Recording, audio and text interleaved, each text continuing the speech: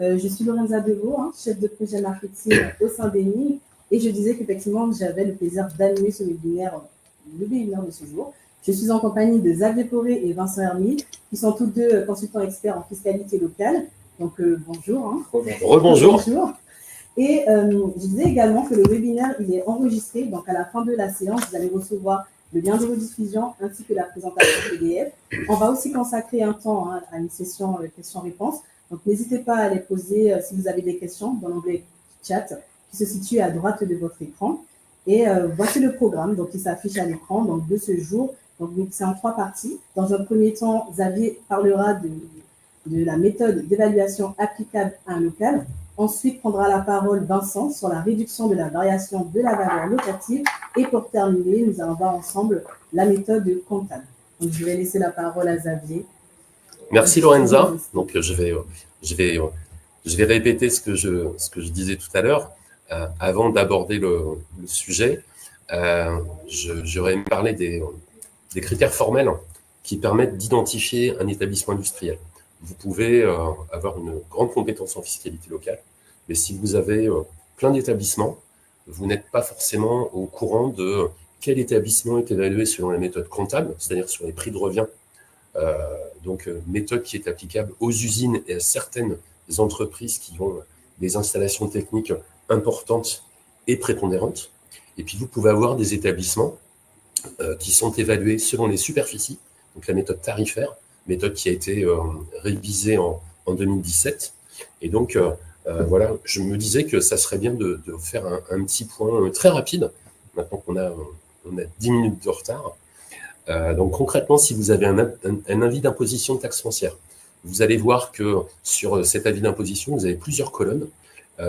Dans ces colonnes, vous avez un taux d'imposition pour la commune, pour l'éventuelle communauté ou syndicat de communes, et vous avez de la taxe d'enlèvement des ordures ménagères. Et cette taxe d'enlèvement des ordures ménagères, à partir du moment où vous avez une base qui figure dans cette colonne et un taux d'imposition, vous avez de grandes chances d'avoir une taxe foncière sur la version commerciale, c'est-à-dire sur les prix de revient, sur les superficies, pardon. Si vous n'avez pas de taxe d'enlèvement des ordures ménagères, cela veut probablement dire que vous avez un établissement industriel, vous êtes propriétaire d'un établissement industriel. Mais ne me faites pas dire ce que je n'ai pas dit. En fait, vous pouvez avoir un établissement commercial, mais qui est exonéré de taxe d'enlèvement des ordures ménagères, parce que vous faites un prestataire dédié que vous payez et que la commune ou le syndicat de communes vous a exonéré, ce qui est possible.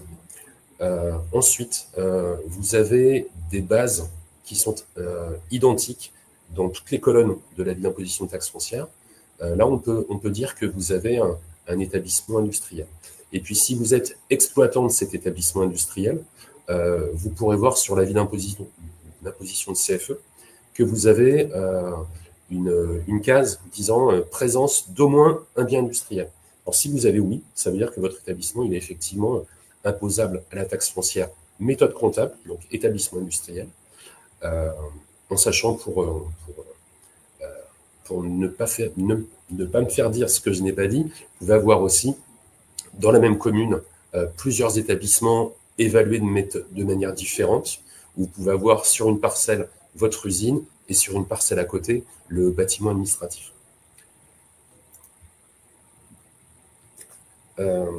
Pour évaluer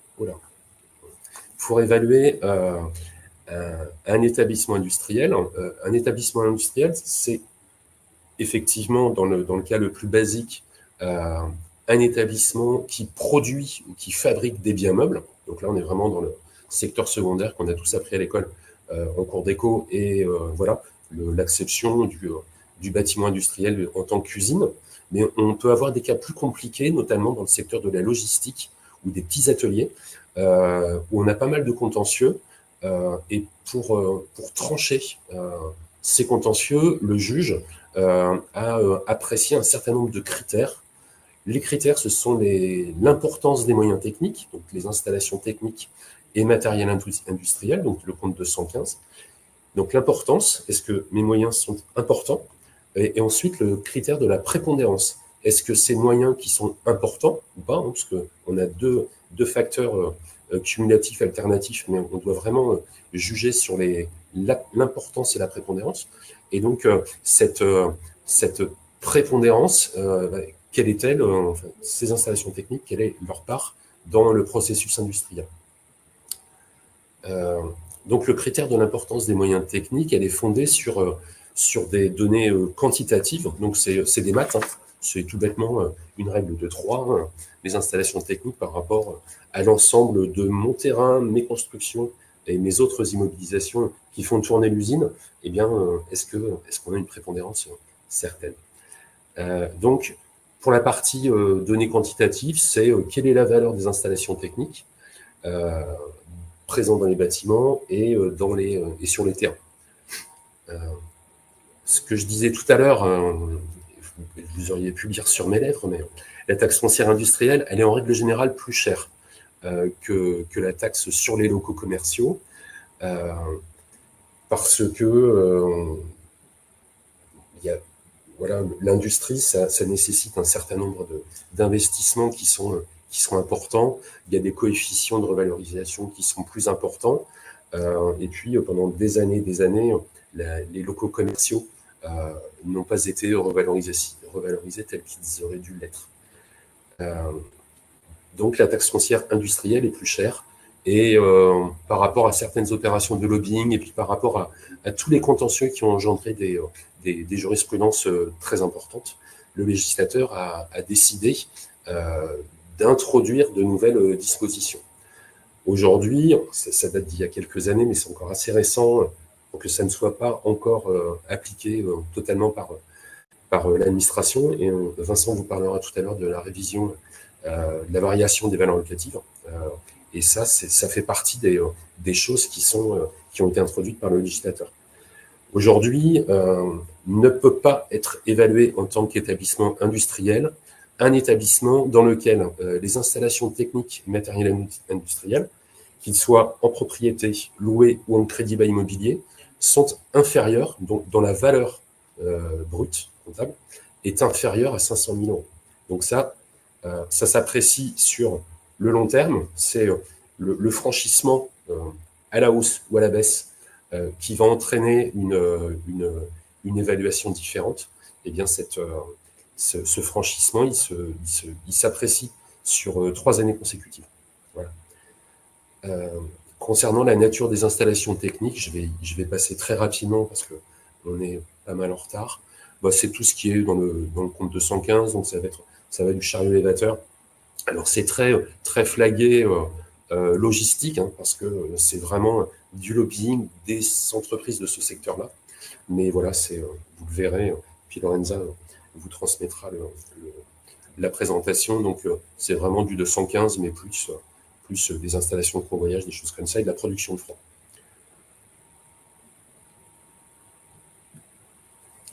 Donc vous l'aurez compris, les établissements industriels concernés sont des établissements plutôt de petite taille, des ateliers, des choses comme ça.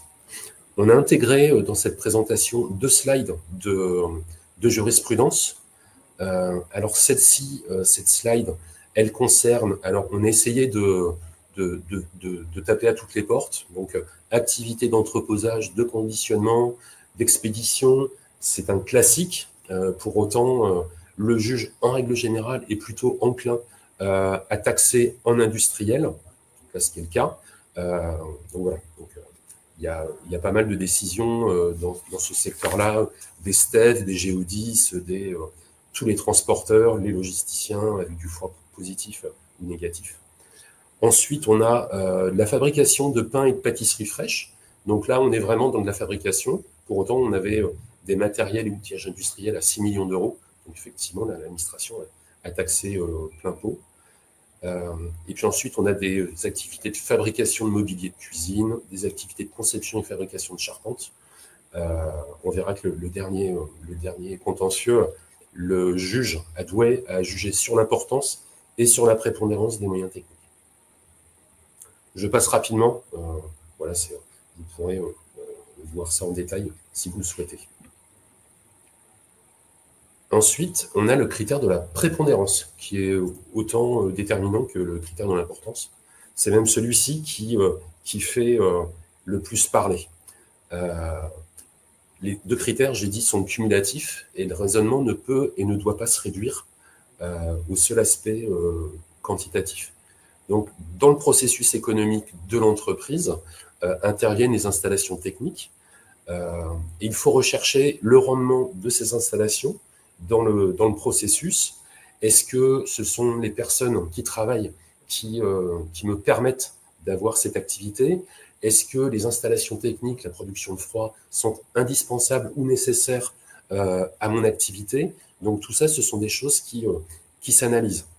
Le recours au seul ratio, un peu bateau, des installations techniques par rapport aux autres immobilisations, ou le ratio immobilisation technique versus terrain construction, c'est pas vraiment quelque chose qui emporte l'adhésion. Il faut vraiment l'importance de la prépondérance. Sur le thème de la prépondérance, on vous a encore mis quelques jurisprudences récentes. Sur ces jurisprudences, on a encore une activité de stockage et de conditionnement, cette fois-ci de fruits, de distribution de marchandises à destination de sociétés de détail. Et puis on a encore la cour administrative de Douai pour l'activité de conception et de fabrication de charpente, où là, l'administration a jugé que, enfin le juge a jugé que les surfaces de l'atelier étaient prépondérantes parce que prenaient plus de la moitié de la superficie de l'entreprise, que la valeur représentait 40% du total de l'actif immobilisé. Et donc, avec l'utilisation de ces trois machines, eh bien, la fabrique, enfin, l'usage de ces machines était importante. En tout cas, prépondérante. Pardon.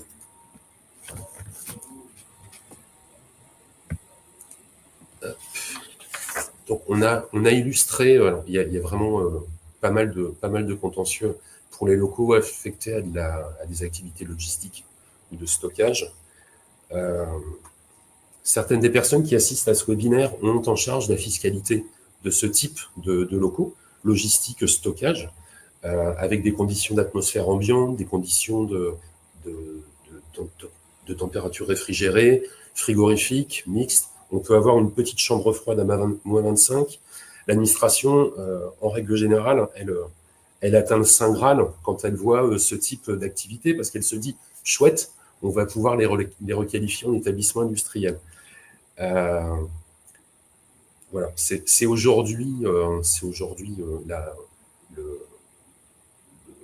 fond de l'affaire, mais nous menons nous des missions qui nous permettent sur certains sites où on a de la température des températures réfrigérées, on arrive tout de même à passer d'industriel à commercial. Autre sujet très à la mode, les data centers, donc ces centres d'hébergement physique de serveurs informatiques. On parle beaucoup d'intelligence artificielle, on parle beaucoup de data centers. C'est très à la mode. L'administration, en tout cas dans sa doctrine, considère que, eu égard à l'importance et à la prépondérance des moyens techniques, ce sont des établissements industriels. Donc aujourd'hui, il n'y a pas trop de contentieux à ce niveau-là. En tout cas, l'affaire paraît assez entendue. Alors, on va poursuivre dans cette logique qui était comme le disait Xavier, de se rappeler un peu des fondamentaux de comment on identifie un établissement industriel. Donc, on a vu en fonction de l'activité réalisée, de transformation ou de prestation de services, en fonction des problématiques d'identification de l'importance des moyens de la prépondérance, on se retrouve avec des zones frontalières, à savoir des sites qui peuvent être dans une catégorie ou une autre, ou qui, en fonction de leur vie, de l'évolution de l'activité de l'entreprise, peuvent basculer d'une catégorie à une autre. On a vu donc émerger un nouveau dispositif, alors qui est plus si nouveau que ça, on va le voir juste après, qui s'appelle de réduction de la valeur locative, de la variation de la valeur locative. Ce dispositif peut paraître anodin à une entreprise qui est relativement stable, on va dire, pour son activité et de la détention des immeubles. il est potentiellement un peu moins anodin pour une entreprise qui va voir son immeuble changer de méthode d'évaluation, soit à sa demande, soit à la demande de l'administration dans le cadre d'une mise à jour. Donc c'est quand même un dispositif qui mérite d'être rappelé et que tout un chacun devrait avoir à l'esprit. Et ce d'autant plus que malgré son ancienneté, puisqu'on voit que c'est un événement, donc les événements sont intervenus depuis le 1er janvier 2019, donc avant, tous les changements qui sont intervenus avant n'étaient pas pris en compte, mais c'est un mécanisme qui impacte toutes les impositions, taxes foncières, CFE, TOM, sur les changements de méthode d'évaluation pour peu qu'on ait une fluctuation de plus ou moins 30% de la variation de la valeur locative suite à ce changement. Le dispositif n'est pas neutre puisqu'il, si on l'appelle autrement, il va introduire un lissage, un étalement sur 6 années de la prise en compte de ce changement. C'est-à-dire qu'un site qui basculerait de industriel à commercial, on va dire dans un cas hypothétique que la nouvelle imposition serait un peu moins onéreuse, le bénéfice de l'imposition nouvelle ne sera pas immédiat et ne sera obtenu qu'au bout de 6 ans. Même chose en cas d'imposition qui augmenterait. Donc, du point de vue calculatoire, enfin, du point de vue parent calculatoire, du point de vue des différentes situations possibles, si on est dans une activité de fabrication, de transformation, je disais tout à l'heure, Xavier, où on doit s'interroger sur l'importance des moyens, et où, au regard de la fluctuation dans le temps des moyens mis en œuvre, on dépasse pendant plus de 3 ans, par exemple, le seuil de 500 000 euros, le site devra devenir industriel. Donc, on passera de commercial à industriel. Ou pour les autres activités, si on a des moyens techniques importants ou un rôle prépondérant des installations techniques, matériel, outillage qui évolue, qui nécessite là aussi un changement d'évaluation, de méthode d'évaluation, alors interviendra mécaniquement le dispositif de révision de la valeur locative pour peu que le changement de méthode génère une variation de la valeur locative de plus de 30%. Le dispositif vaut aussi en cas de changement d'affectation, c'est-à-dire que je ne suis plus dans un flux standard classique d'activité, c'est simplement la fluctuation de mon activité ou les choix techniques, mais c'est vraiment une refonte complète de l'activité qui s'exerce dans un local. Et une entreprise qui faisait exclusivement de l'industriel décide du jour au lendemain, c'est pas tout à fait la vraie vie, mais décide de basculer sur une activité de vente de détail, de vente en gros professionnelle, de désindustrialiser un site pour donner une autre vie. Là, on sera sur un changement d'affectation qui entraînera aussi un changement de méthode. Donc, tous les cas de figure sont à envisager et je dirais le champ des possibles de l'application de ce dispositif est très très large, contrairement à ce qu'on pourrait penser ou on l'imaginerait cantonné à une petite zone d'intervention. Et il est tellement large qu'on a également un cas de figure qui est un petit peu atypique. C'est le cas de figure d'un site qui serait industriel, réellement industriel, où on fabrique vraiment, on transforme vraiment, comme disait Xavier, un peu l'image d'Épinal de l'industrie, mais on fabrique des choses, on transforme des choses, mais pour des raisons techniques, qu'on n'abordera pas forcément aussi, n'est pas évaluer ce site dans la famille des locaux industriels, dans la méthode comptable, mais plutôt dans la famille des locaux commerciaux en méthode révisée.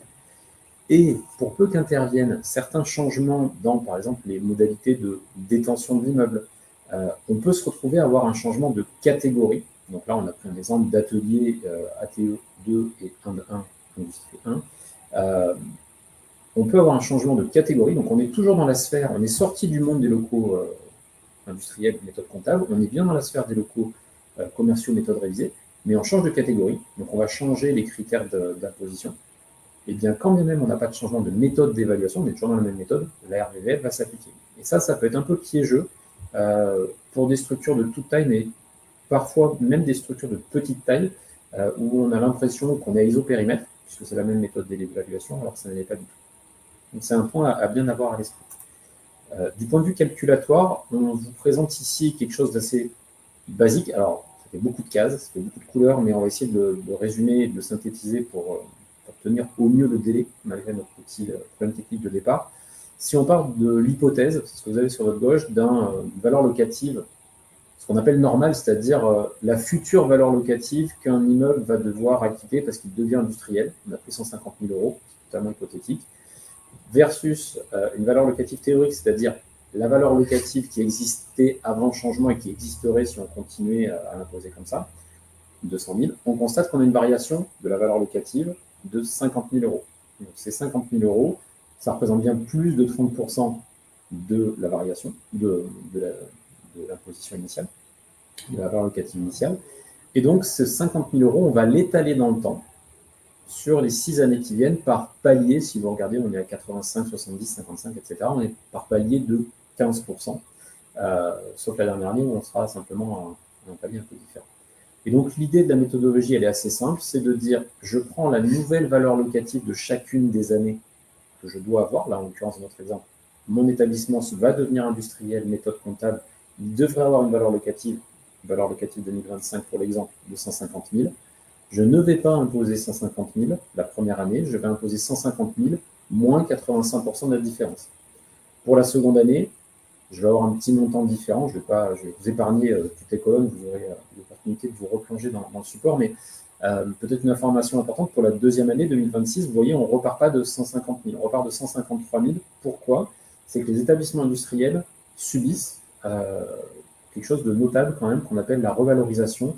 Tous les ans, la valeur locative, indépendamment des investissements, indépendamment des modifications techniques de valeur locative, tous les ans, la valeur locative augmente d'un indice qui correspond à l'évolution de l'indice des prix à la consommation.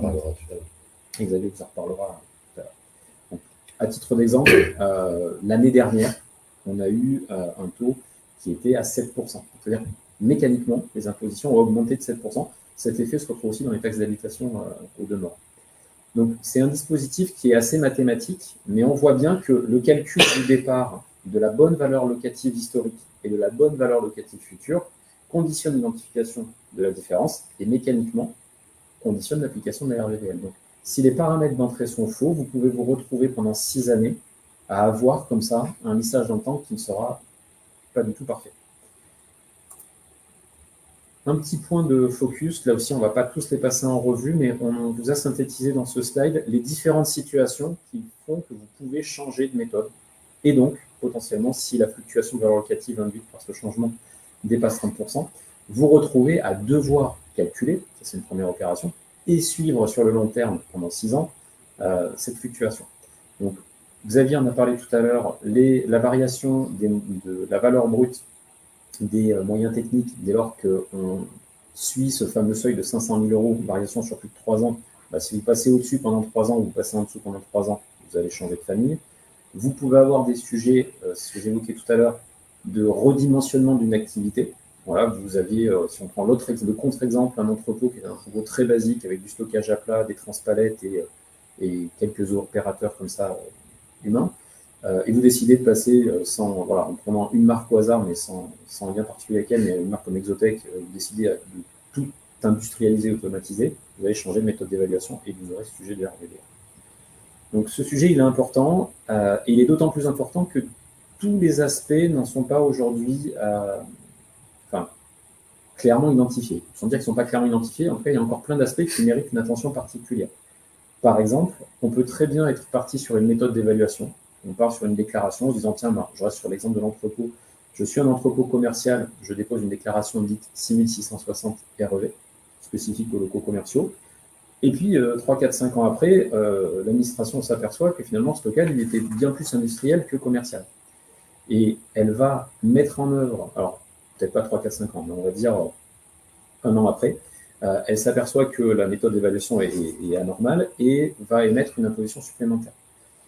Elle va pouvoir, et même devoir, mettre en œuvre, dans le cadre de son imposition supplémentaire, le dispositif de RVVL. Maintenant, il ne faudra pas qu'elle oublie le bénéfice de l'exonération partielle, si tant est que les déclarations foncières ont bien été déposées dans l'espace de temps voulu pour la partie taxe foncière. Va aussi se poser la question du découpage de l'immeuble. Comment composer votre immeuble? Est-ce que c'est un seul bloc, ça va être plutôt facile, ou est-ce que sur un ensemble de terrains assez vaste, vous aurez plusieurs bâtiments? Si le changement ne concerne qu'un bâtiment, la méthodologie de calcul de la RVVL sera aussi analysée par bâtiment. Pour ne pas induire un mauvais calcul de cette fameuse évolution de 30%, en entrant dans la base un calcul trop large qui prendrait tous les bâtiments alors que le changement ne concerne qu'un seul. Autre point d'attention, là on n'est plus dans du technique, mais si d'aventure, et ça peut arriver, vous avez reçu un avis de cotisation foncière des entreprises sur une base dite minimum, c'est-à-dire qu'il n'est pas du tout le reflet de la réalité de la valeur locative de l'immeuble, mais une base forfaitaire pour une anomalie de mise à jour de la part de l'administration, qui peut être liée aussi à une absence de déclaration ou une déclaration tardive, possible. le fait de vous voir imposer dans la bonne méthodologie avec la bonne valeur locative ne constituera pas un changement au sens de la RVVL et vous n'en bénéficierez pas. Donc là aussi, d'où l'importance d'être très vigilant sur les pratiques déclaratives, que ce soit en taxe foncière ou en CFE,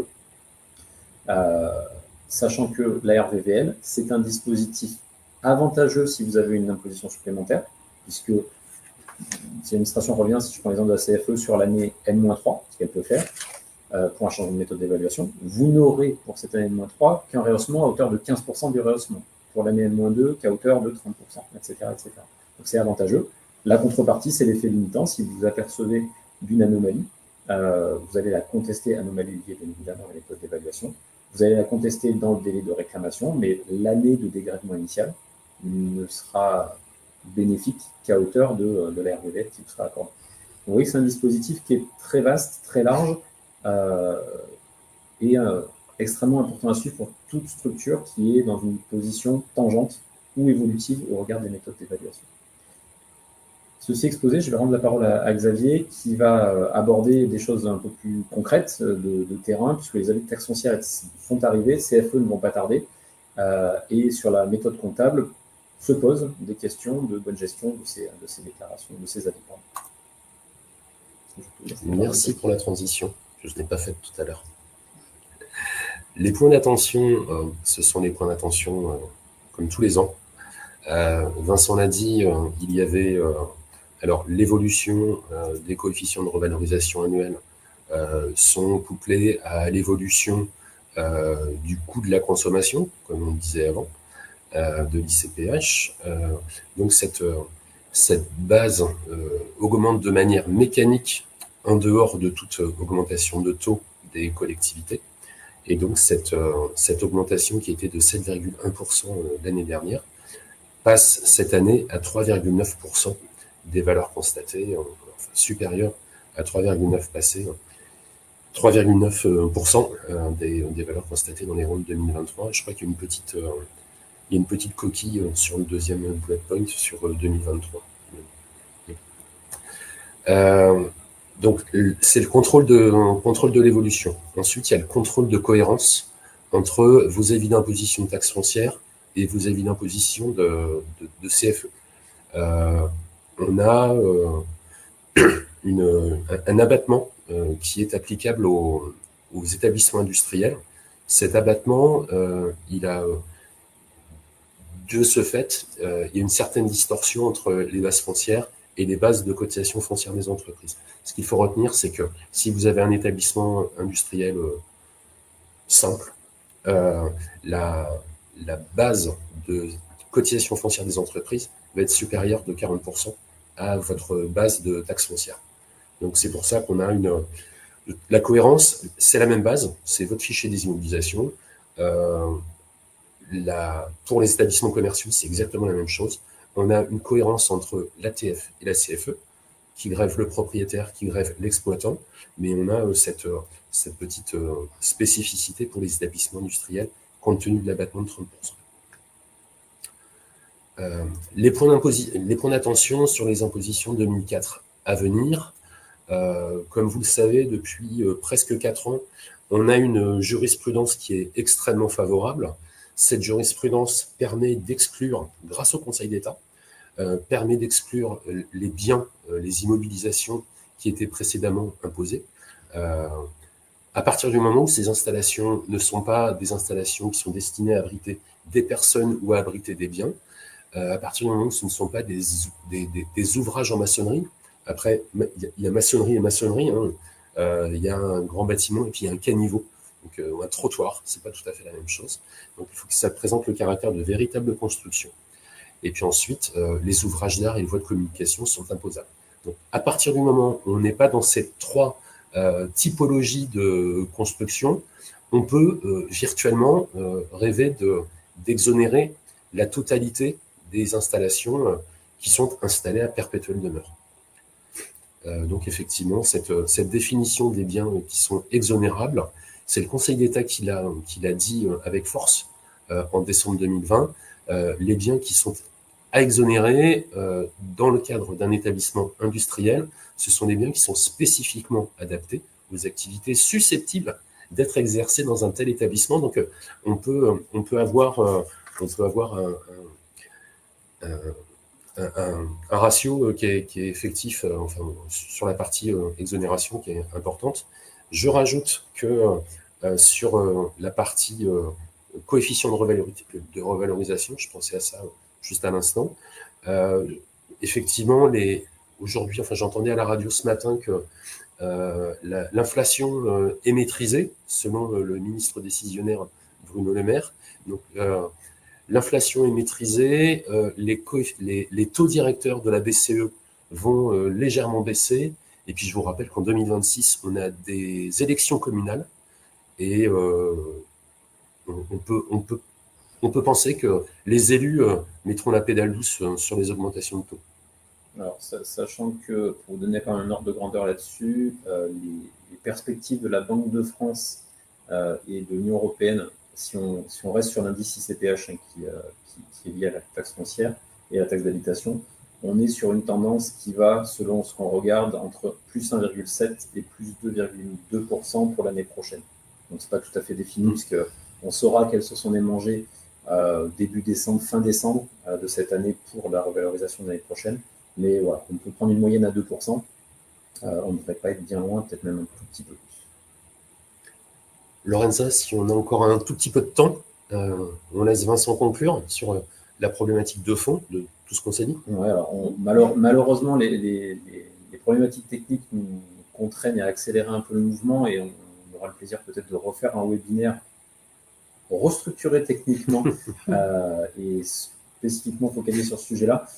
On a quand même deux gros points, je dirais même 2 points essentiels à mémoriser pour la bonne gestion de la fiscalité locale des établissements industriels. C'est l'identification des installations techniques, matériels et outillages. Et vous noterez que le haut de outillage est entre parenthèses dans la présentation. C'est pas anodin du tout.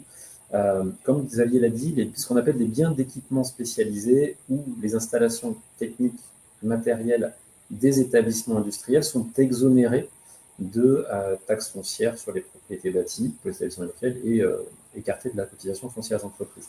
Or, si vous vous rappelez ce qu'on s'est dit au tout début, et c'était il y a longtemps maintenant, parce qu'on a pris un petit peu plus de temps que prévu, c'est que l'identification des installations techniques, matérielles et outillages, eh bien les ITMO, est un critère d'identification du caractère d'établissement industriel. Quand on a dit ça, ça veut dire que quelque part, quand on s'interroge sur le statut, sur ce qui fait qu'un établissement a été évalué sur la méthode comptable, ça veut dire qu'on s'est mécaniquement interrogé, qu'on a mécaniquement listé toutes les installations techniques, matérielles et outillages, là il y a bien le haut sans les parenthèses, qui sont susceptibles d'être utilisées dans le cadre de l'activité de cet établissement. Et ce, au sens large, c'est-à-dire ce qui est sur roulette, ce qui est déplaçable par un être humain ou par une machine elle-même, ou toutes les utilités qui concourent de manière nécessaire et indispensable et adaptée au fonctionnement de ces installations. Et à partir de ce moment-là, on doit envisager un pont entre l'amont qui est « j'identifie pourquoi je suis un établissement industriel », parce qu'un gros établissement industriel ne se pose pas la question de pourquoi il est. Il est industriel, ça se voit, on va dire que ça fume de la vapeur d'eau. Maintenant, quand arrive le moment d'identifier ce qui doit être imposé ou ce qui ne doit pas l'être, toute cette liste-là, qui n'a pas forcément toujours été faite, elle doit se retrouver en aval pour identifier ce qui doit et ce qui ne doit pas être taxé. Donc il existe vraiment un sujet de fond à s'interroger sur pourquoi on est industriel, d'identifier toutes ces installations techniques, tout ce qu'on a entre les mains pour réaliser l'activité. Pour ensuite arriver au deuxième point, c'est de voir dans quelle mesure ils sont spécifiquement adaptés à une activité industrielle. Et là, le point, à un établissement industriel, le point il est extrêmement important. Ce n'est pas d'identifier si les installations qu'on a listées sont spécifiques à votre activité, mais à une activité en général. Et à ce titre-là, quand on est dans une sphère industrielle, beaucoup de choses, pour pas dire l'essentiel, est spécifique. On ne s'amuse pas ou rarement à acheter du matériel de grande distribution standard pour un public de particuliers quand on gère un établissement d'importance. Ou un atelier de fabrication, on a besoin de garanties de sécurité, de garanties normatives, de garanties techniques, etc. Et donc, la spécificité se démontre. La question est comment on la démontre. Et ce que je propose, c'est qu'on en parle dans un autre webinaire pour aller un peu plus loin. Merci Vincent et Xavier pour cette présentation. Alors, dans le chat, on a une question. Peut-être qu'on pourrait y répondre avant de clôturer. Donc, on a une question de Bernard. Donc, bonjour, vous avez évoqué une possibilité d'exonération de TOM éventuelle. Dans l'hypothèse d'un accord sur cette exonération, est-elle accordée à titre définitif? Qui d'entre vous souhaite répondre? Je peux répondre. Ouais, Alors, premier point, le webinaire du jour porte sur les établissements industriels. L'exonération de taxes d'enlèvement des ordures ménagères est définitive, elle est de droit et permanente pour les établissements industriels. Les autres approches de délibération ne sont jamais définitives parce qu'on est sur délibération et qu'à tout moment, cette délibération peut faire l'objet d'un retrait, d'une modification, d'un changement. Donc, on a les exonérations de droit, établissements industriels, jusqu'ici pour toujours, et les autres en fonction de l'évolution des délibérations qui sont prises. Merci Vincent. Je pense qu'on est dans un délai imparti malheureusement. Je pense qu'il faudrait répondre à ces questions-là peut-être individuellement, revenir vers vous. Donc ce qu'on va faire, c'est qu'on va vous recontacter, ne vous inquiétez pas, et on répondra à votre question notamment qui est venue. Donc nous vous remercions d'avoir participé à ce webinaire. Donc à l'écran s'affiche un QR code sur lequel vous pouvez scanner pour pouvoir rentrer en contact avec nous. Et sinon, vous pouvez aussi découvrir notre site internet où nous vous proposons des guides, des livres blancs et aussi des avis d'experts. Nous vous remercions à nouveau et vous souhaitons une très bonne journée. À bientôt, au revoir. Au revoir. Au revoir.